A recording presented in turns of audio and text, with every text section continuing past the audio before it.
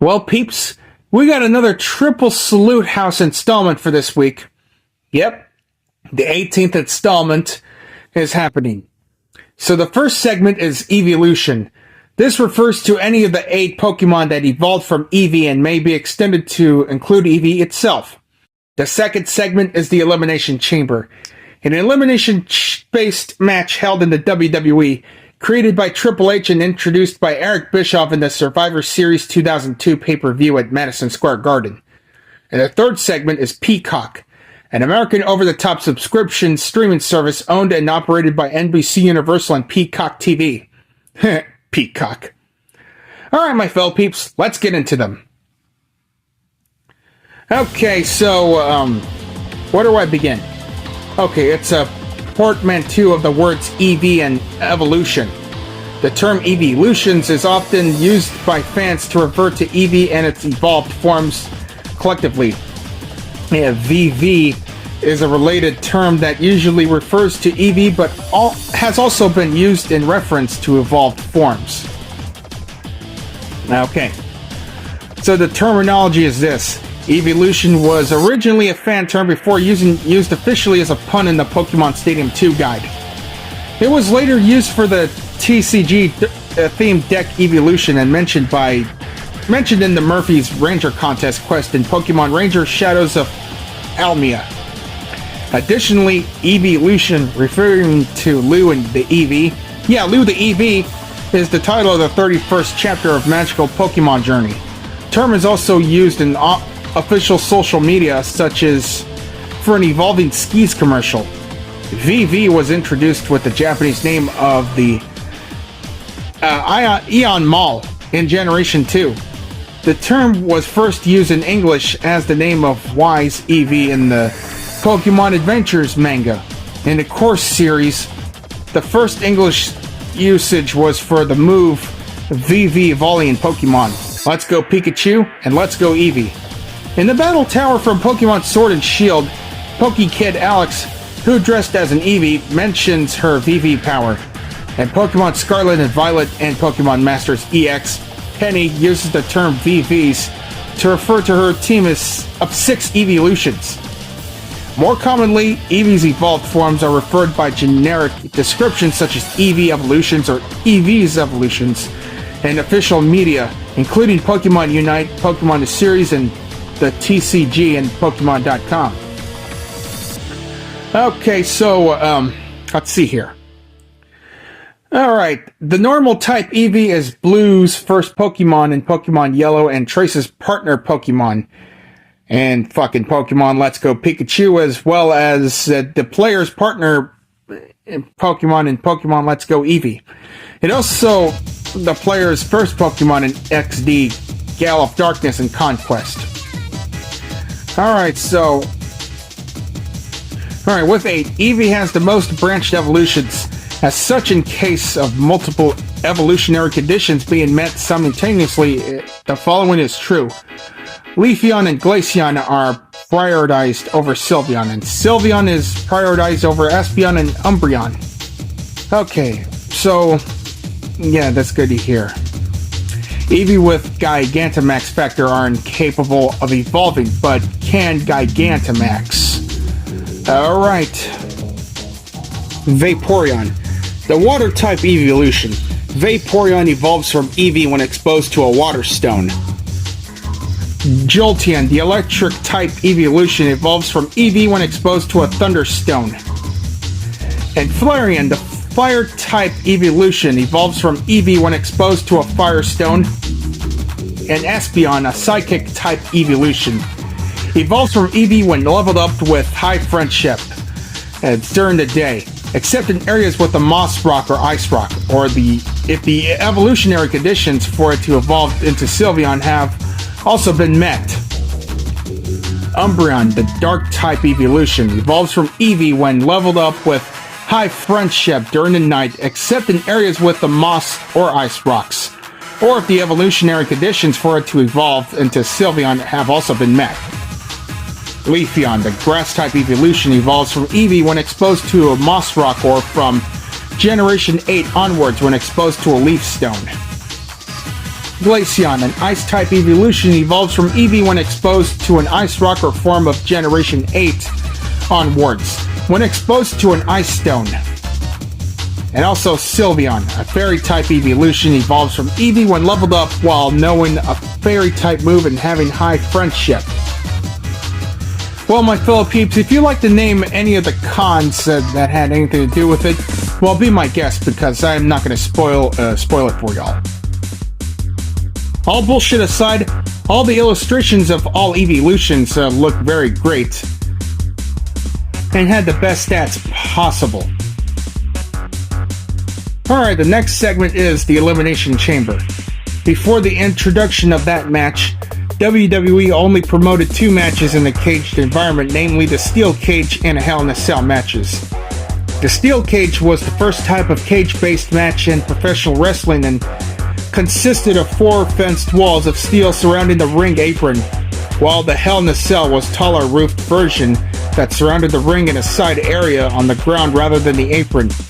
In 2002, WWE announced the creation of the Elimination Chamber, a match that combined elements of WWE's Hell in a Cell matches, Royal Rumble match, Survivor Series, WCW War Games, and such as the countdown timer and time intervals from the Royal Rumble and War Games matches, the large enclosed cage format of both Hell in a Cell and War Games, and the elimination process for the Survivor Series contest of the Royal Rumble. So, the objective is to eliminate each opponent from the match via pinfall or submission. No disqualifications involved. The winner is the last remaining participant or team after all the others have been eliminated. As in the Hell in a Cell match, yeah, I do. The original structure was 16 feet high, 36 feet in diameter, weighed over 10 short tons, and comprised 2 miles and 6 short tons of chain. How unforgivable do you think this looks? Okay. This match is a variation of elimination-based matches which draws elements from Steel Cage and Hell in a Cell matches that in the wrestling ring are surrounded by a large steel fence cage supported by graders. Yeah, I already said that.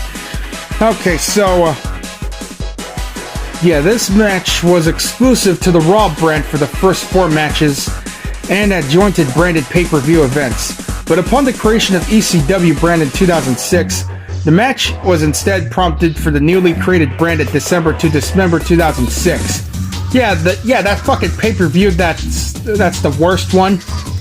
Beginning in 2008, the match became exclusive to No Way Out event, and 2 Elimination Chamber matches were featured annually for 2 years among the 3 brands.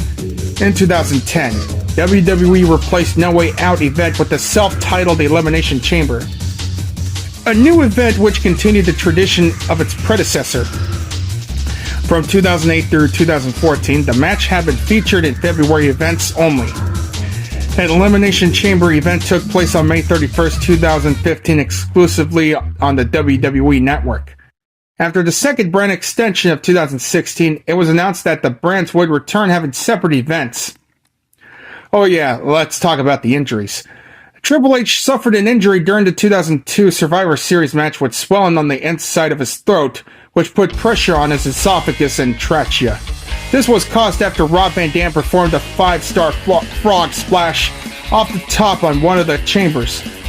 Triple H also expressed the concern that he might have broken his wrist and noted anything he could would have caused it.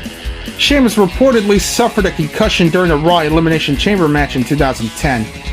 Also in 2010, The Undertaker was involved in a pyrotechnics accident during his ring entrance. He was temporarily engulfed in flames on 3 occasions when the pyrotechnics were mistimed and his jacket briefly caught on fire.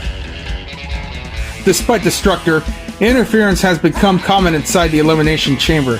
At New Year's Revolution in January 2005, the Nature Boy Ric Flair distracted the guest referee Shawn Michaels, allowing Batista, whom had been eliminated, to attack Randy Orton so Triple H could win the match. At No Way Out in February 2009, Edge attacked Kofi Kingston during his entrance and locked himself in one of the pods, becoming a participant match for the World Heavyweight Championship after losing the WWE Championship earlier that night. At the Elimination Chamber in February 2010, Cody Rhodes passed Ted DiBiase Jr. a metal pipe which he used to eliminate Randy Orton in the match for the WWE Championship. Later that night, Shawn Michaels broke into the chamber to cost Undertaker his World Heavyweight Championship to Chris Jericho. And at the Elimination Chamber event in 2013, Mark Henry took out the remaining participants in the chamber for the World Heavyweight Championship match at WrestleMania 29. And in February 2014, the Wyatt family interfered by attacking John Cena, leading to his eventual elimination by Randy Orton. I really gotta say, the first few Elimination Chamber matches really kicked my ass. And the best part about it is the fucking blood is flowing. Yeah, blood is flowing right out of their fucking heads, which is fucking great. Couldn't even tell how intense this gets. In July 2010, WWE released Satan's Prison, the anthology of the Elimination Chamber, a DVD featuring every single Elimination Chamber match as of the 2010 match. God damn, I really want to get that. Okay, Peacock is an American over-the-top subscription streaming service owned and operated by Peacock and the subsidiary of NBC Universal. The service launched on July 15, 2020. The service primarily features a series and film content from NBC Universal Studios and other third-party content providers, such as Hallmark Channel and, of course, the WWE. Included television series, films, news, and sports programming. Peacock initially debuted in free, premium, and premium plus plans, with the free version offering a limited selection of content, and Premium Plus offering ad-free video on-demand content and streaming of NBC affiliates. Since January 2023, the free tier is no longer available as an option to new customers unless their subscription lapses. In December 2022, the service reached 20 million paid subscribers. In March 2023, Peacock reached 22 million paid subscribers. And as of October of last year, it reached 30 million. Okay, on January 14th, 2019, NBC Universal announced plans to launch an over-the-top streaming service in 2020, which would feature original and library content to be available in free advertising supported and paid ad-free versions. The service would be led by Chairman Bonnie Hammer under the division of NBC Universal Direct-to-Consumer and Digital Enterprises. On September 17th, 2019, it was announced that the service would be named Peacock, an allusion to the NBC logo. Well, that's really good to hear.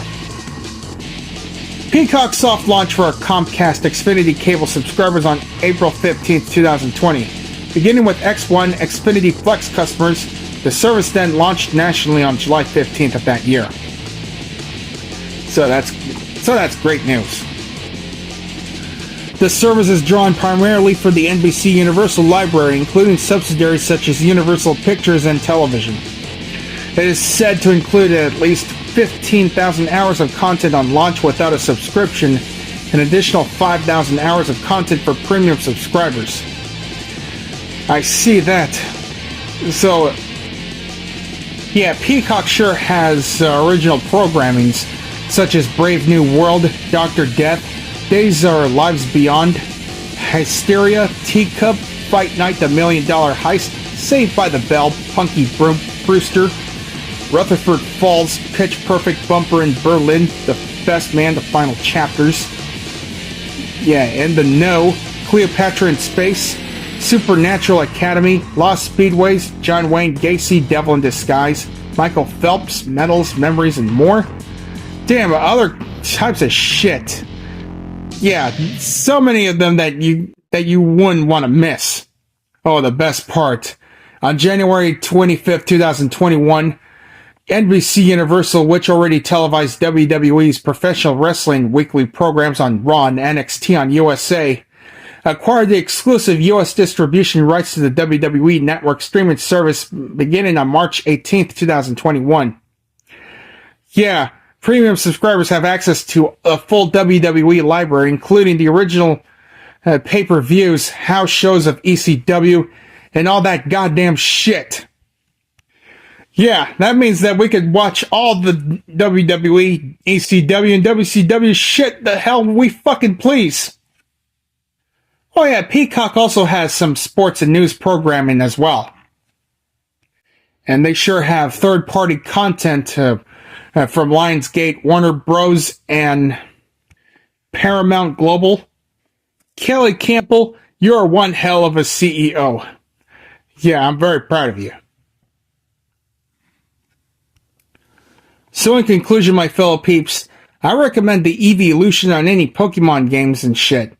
I may not be a crazy son of a bitch for Pokemon, but my favorite Eevee is Jolteon. I also recommend the Elimination Chamber matches for the 2002 Survivor Series through the 2014 Elimination Chamber pay-per-views. Or even better, the 3-disc DVD of Satan's Prison, which features from 2002 through 2010 history of this match. Yeah, I did say that already.